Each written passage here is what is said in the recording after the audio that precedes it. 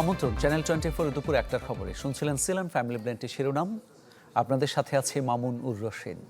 টাঙ্গাইলে যমুনা সেতুর পূর্ব পাড়ে রড বোঝাই ট্রাক উল্টে নিহত হয়েছেন অন্তত 15 জন।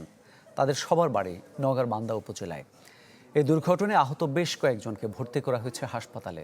পুলিশ বলছে বেপরোয়া গতি ও চালকের অদক্ষতায় এমন প্রাণহানি। এদিকে আলাদা দুর্ঘটনায় 5 জেলায় প্রাণ গেছে আরও 8 জনের। ঈদ যাত্রায় যত ভিড় বাড়ছে, মহাসড়কে ততই অপ্রতিরোধ্য হয়ে উঠেছে পরিবহনগুলো। বেপরোয়া গতিতে ঝরছে নিরীহ প্রাণ।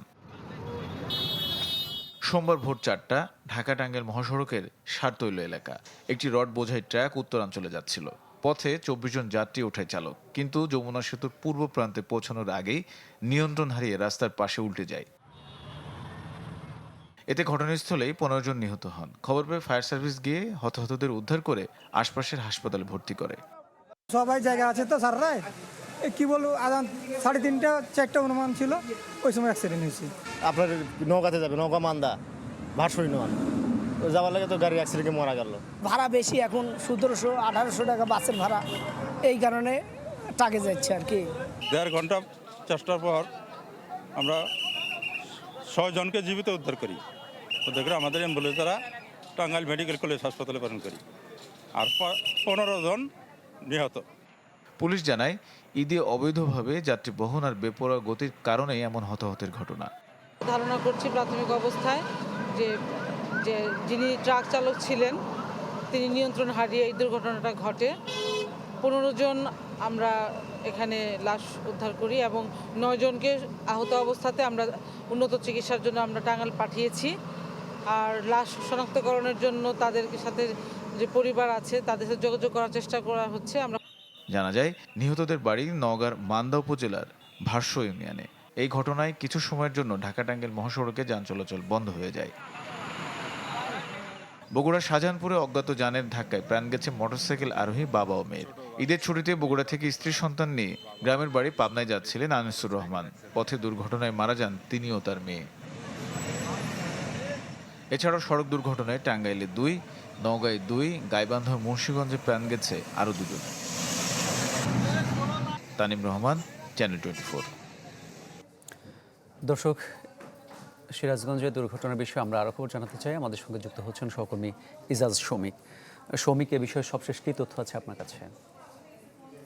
পক্ষ থেকে বিশেষ করে বিআরটিএ দুর্ঘটনায় যারা নিহত হয়েছেন যে 15 জন, তাদের মধ্যে 12 জনের পরিচয় নিশ্চিত হওয়া গেছে। এই 12 জনকে 5 লাখ টাকা করে ক্ষতিপূরণ দেবে এবং বাকি 3 জনের পরিচয় নিশ্চিত হওয়া গেলে তাদেরকেও 5 লাখ করে ক্ষতিপূরণ দেওয়া হবে। এছাড়া যে আহত যারা হয়েছেন তাদেরকে সর্বোচ্চ চিকিৎসা ভেদে 3 লাখ টাকা করে ক্ষতিপূরণ দেওয়া হবে, এটি ঘোষণা দেওয়া হয়েছে বিআরটিএর পক্ষ থেকে। তবে প্রশ্ন উঠেছে যে এই ট্রাকটি আসলে কিভাবে দুর্ঘটনায় পতিত হলো এবং 15 জন এই দুর্ঘটনায় পতিত হওয়ার পর যে 15 জনের মৃত্যু, এটি আসলেও অনেক বড় ঘটনা। এবং আমরা সেক্ষেত্রে জানার চেষ্টা করেছি এই ট্রাকটি মূলত রড বোঝাই যে চট্টগ্রাম থেকে রড বোঝাই করেছে এবং চট্টগ্রাম থেকে রড বোঝাই করার পর ফেনী থেকে এই নিম্ন আয়ের মানুষগুলোকে তারা ট্রাকের উপরে তুলেছিল এবং শুধুমাত্র কুমিল্লায় 20 মিনিটের বিরতি দেওয়ার পরে চালক ননস্টপ অর্থাৎ বিরতিহীনভাবে কিন্তু তিনি ট্রাকটি চালিয়েছেন এবং তার মাঝখানে ঢাকাতে বেশ লম্বা যানজটে পড়তে হয়েছিল।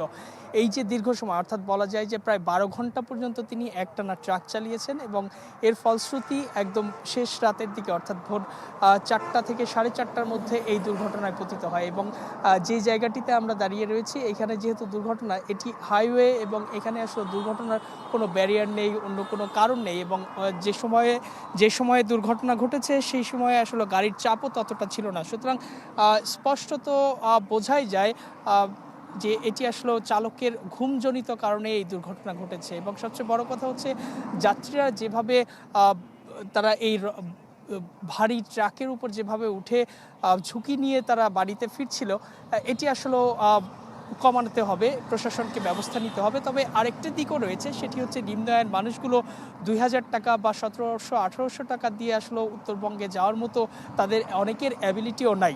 সুতরাং সেই হিসেবে এই দুই বিষয়টিও বিবেচনা নিয়ে প্রশাসনকে আসলে ব্যবস্থা নিতে হবে। ধন্যবাদ আপনাকে। টাঙ্গাইল থেকে জানাচ্ছিলেন সহকর্মী ইজাজ শৌমিক। সড়ক, নৌ ও রেলপথ সবখানেই ঈদে বাড়ি ফেরা মানুষের ভিড় বেড়েছে। ঢাকা চট্টগ্রাম মহাসড়কে চাপ বেড়ে যাওয়ায় থেমে থেমে চলছে যানবাহন। ঢাকা মাওয়া এক্সপ্রেসওয়েতে এই যাত্রা বেড়েছে পরিবহনের চাপ। আজ নীলসাগর ও রংপুর এক্সপ্রেস ট্রেনের শিডিউল কিছুটা বিপর্যয় দেখা দিয়েছে, তবে অন্যান্য রুটে ট্রেন নির্ধারিত সময়ে ছেড়ে গেছে।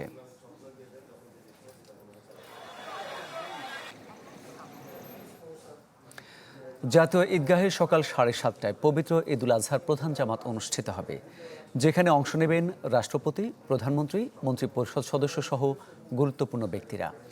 সকালে জাতীয় ঈদগাহ ময়দান পরিদর্শনে গিয়ে এসব কথা জানান ঢাকা দক্ষিণ সিটি কর্পোরেশনের প্রশাসক আব্দুস সালাম।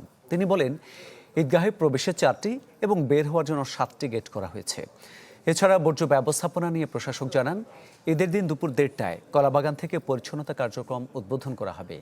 প্রধানমন্ত্রী কোরবানির বর্জ্য পরিষ্কারের জন্য 12 ঘন্টা সময় বেঁধে দিলেও 8 ঘন্টার মধ্যে তা পরিষ্কার করতে চায় বলেও জানান আব্দুস সালাম।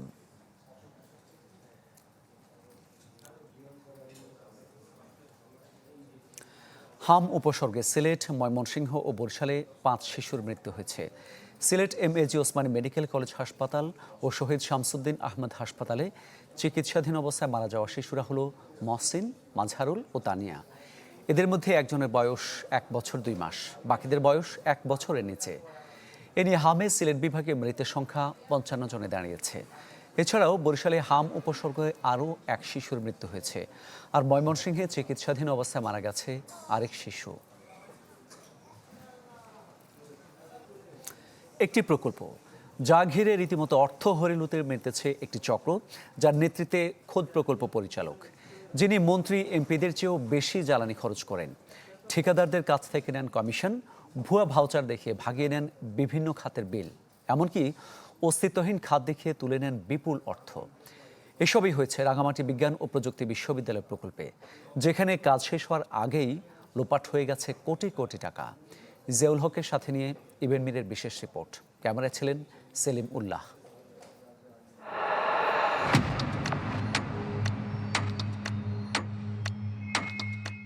168 কোটি টাকা ব্যয়ে রাঙামাটি বিজ্ঞান ও প্রযুক্তি বিশ্ববিদ্যালয়ের কাজ শুরু হয় 2013 সালে, যার পদে পদে ঘটেছে অনিয়ম আর অর্থের হরিলুট।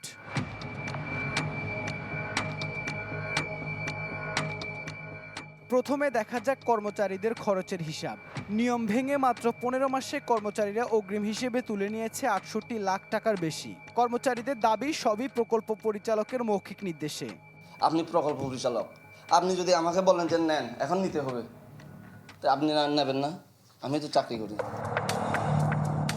অফিসের প্রতিটি কক্ষে আছে ফটোকপি আর প্রিন্টার মেশিন, তারপরও শুধু ফটোকপি প্রিন্টিং বাবদ খরচ দেখানো হয় 5.5 লাখ টাকা।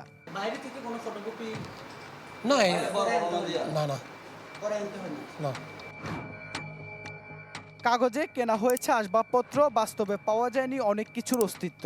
যেগুলো মিলেছে সেগুলোর দাম বাজার দরের প্রায় দ্বিগুণ। প্রকল্পের যে সমস্ত কেনাকাটা করে তারা ওইখানেই তারা নিজেরা কিনে নিজেরা সবকিছু করে ব্যবহার করে। রেজিস্ট্রার স্যারের যে টেবিলটা, এই টেবিলটা হচ্ছে আপনার প্রকল্পের আওতায় কেনা, যে 4টা টেবিলের একটা। এটা কি আপনি শিওর? অবশ্যই শিওর। উনিও তো বলছে জিনিস আগে চলে আসছে, বিলটা হয়তো পরে পেয়ে, এরকম অনেক সময় হতে পারে। জ্বালানি খরচেও আগুন লাগা তথ্য। যেখানে মন্ত্রীদের মাসিক বরাদ্দ 500 লিটার, সেখানে প্রকল্প পরিচালক নিয়েছেন 1000 লিটারের বেশি জ্বালানি।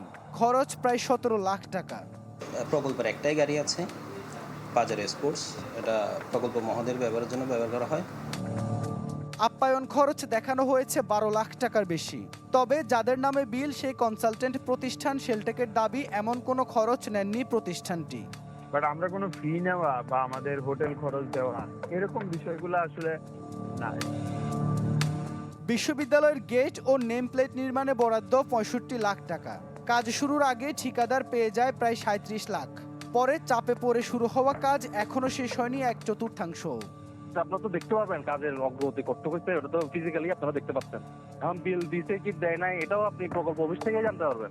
এখানে হচ্ছে ফাইলিং প্রসেস থেকে সবকিছু হচ্ছে পিডি অফিসের দায়িত্ব। এটা আমরা বুঝতে পারছি, বাস্তবায়ন করছেন তো আপনারা। বাস্তবায়ন বিশ্ববিদ্যালয় করতেছে, আমরা বলতে বিশ্ববিদ্যালয় করতেছি। আপনি বিশ্ববিদ্যালয়ের বাইরে না, আমি বাইরে দপ্তর হিসেবে রাখা হয়েছে। অভিযোগের কেন্দ্রবিন্দুতে প্রকল্প পরিচালক আব্দুল গফুর। নীতিমালা অনুযায়ী অযোগ্য হয়েও কিভাবে তিনি দায়িত্ব পেলেন তা নিয়েও উঠেছে প্রশ্ন। অভিযোগ আছে শিক্ষা জীবনে তৃতীয় বিভাগও বদলে দেখানো হয়েছে দ্বিতীয় বিভাগ হিসেবে। দুইটা দ্বিতীয় বিভাগ ছিল না, আমার একটা দ্বিতীয়। আমরা যে পদে চাকরি করি সাধারণত এই পদে হলো অভিজ্ঞতার উপরে নির্ভর করে। 2 থেকে 5% কমিশন নেওয়ার অভিযোগ অস্বীকার করে দাবি করেন ঠিকাদারদের কাছ থেকে টাকা ধার নেয়ার কথা। সেই সাথে দায় চাপালেন সাবেক উপাচার্যের উপর। ধার দেনা, ব্যক্তিগত ধার দেনা থেকে থাকে, সেটা হয়তো হইতে পারে। কমিশন বলতে কোনো শব্দ বাংলাদেশে বা এই বিশ্ববিদ্যালয়ে হয় না। ভাইস চ্যান্সেলর যে বিশ্ববিদ্যালয়ের প্রধান, কিন্তু প্রকল্পের প্রধান না। প্রকল্পের প্রধান হচ্ছে উনি। ওই প্রকল্পের কোথাও আমাকে সিগনেচার দিতে হয় না। পরিবেশের ছাড়পত্রের ক্ষেত্রে শেষ পর্যন্ত কিন্তু মামলা তার নামে হয়েছে। উনি বহুবার চেষ্টা করেছিলেন বিশ্ববিদ্যালয়ের ভাইস চ্যান্সেলরকে সেখানে জড়াবার জন্য, এই একই রকম অজুহাত দিয়ে। গাছ লাগানোর জন্য বরাদ্দ 4 লাখ টাকা, কিন্তু ক্যাম্পাসে নেই সেই গাছের চিহ্ন। নির্মোহ, নির্ব্যক্তিক এবং সুষ্ঠু তদন্ত চাই এবং এইটার যেন যথাযথ শাস্তির আওতায় আসে। সব অভিযোগ তদন্তের কথা বলছে মন্ত্রণালয়। এরই মধ্যে সাময়িক বহিষ্কার করা হয়েছে প্রকল্প পরিচালক আব্দুল গফুরকে। সিলগালা রাখা হয় তার দপ্তরও। এই বিষয়ে আমরা অভিযোগ পেয়েছি যে তদন্ত করছে, কমিটি করতেছে, তদন্ত করে এটা ব্যবস্থা নেওয়া হবে। ইবেন মির, চ্যানেল 24, চট্টগ্রাম। ঈদুল আজহার আনন্দকে আরও বাড়িয়ে দিতে সিঙ্গার বেকো নিয়ে এলো বহুল প্রতীক্ষিত ভরপুর সলিউশন অফার ক্যাম্পেইন।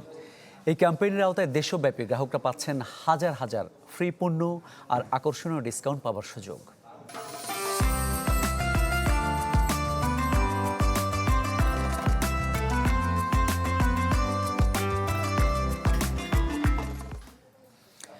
নির্বিঘ্নে কোরবানির পশু বেচা কেনার পাশাপাশি যানজট নিরসনে হাটগুলোতে সিটি কর্পোরেশন তদারকি করছে।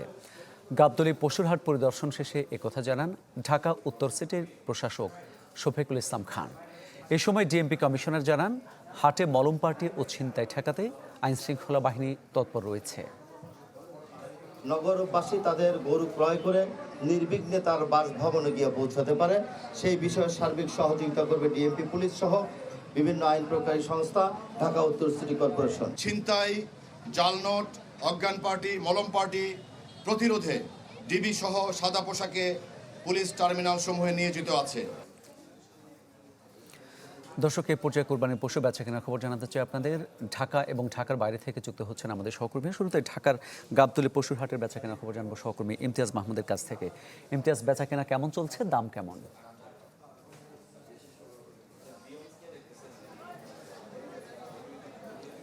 মামুন, বেচা কেনা বলা যায় যে কিছুটা শুরু হয়েছে এবং যেমনটি আপনিও জানেন যে আজকে থেকে কিন্তু ঈদুল আজহার যে আনুষ্ঠানিক ছুটি সেটি কিন্তু শুরু হয়ে গেছে এবং সেটি শুরু হওয়ার পরপরই আজকে সকাল থেকে ক্রেতারা আসতে শুরু করেছে। কিন্তু যেমনটি শেষের দিকে যতটা চাপ থাকে তেমন চাপ নাই, কিন্তু আপনি দেখতে পাচ্ছেন যে এখন মোটামুটি মানুষ হাটের দিকে আসা শুরু করেছে এবং তাদের যে পছন্দনীয় গরু বা অন্য যেই পশু তারা কিনবেন সেটি কিন্তু তারা কিনছেন, তারা দরদাম করছেন।